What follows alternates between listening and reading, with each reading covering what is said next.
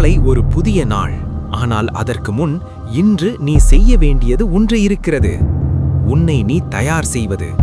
நாளை எல்லாம் சரியாக இருக்க வேண்டிய அவசியமில்லை. ஆனால் நீ முயற்சி செய்ய தயாராக இருக்க வேண்டும். இன்று நடந்த தவறுகள் நாளைய உன் திறனை குறைப்பதில்லை. அவை உன்னை சற்று புத்திசாலியாக மாற்றியிருக்கலாம். நாளைக்காக பெரிய திட்டங்கள் வேண்டாம். ஒரு தெளிவான எண்ணம் போதும். நாளை நான் என்ன செய்ய வேண்டும்? எதிலிருந்து தொடங்க வேண்டும்? எதை தவிர்க்க வேண்டும்? இந்த 3 கேள்விகளுக்கான எளிய பதில்கள் உன்னை முன்னேற்றும். நாளை சுலபமாக இருக்காது. அது பரவாயில்லை. சுலபம்தான் வளர்ச்சி என்று யாரும் சொல்லவில்லை. முக்கியமானது இதுதான். நீ நாளையை பயத்துடன் சந்திக்கிறாயா அல்லது உறுதியுடன் எதிர்கொள்ள தயாரா? இன்றிரவு உன் மனதை சீர்படுத்து. உன் இலக்கை நினை. உன் சக்தியை நம்பு.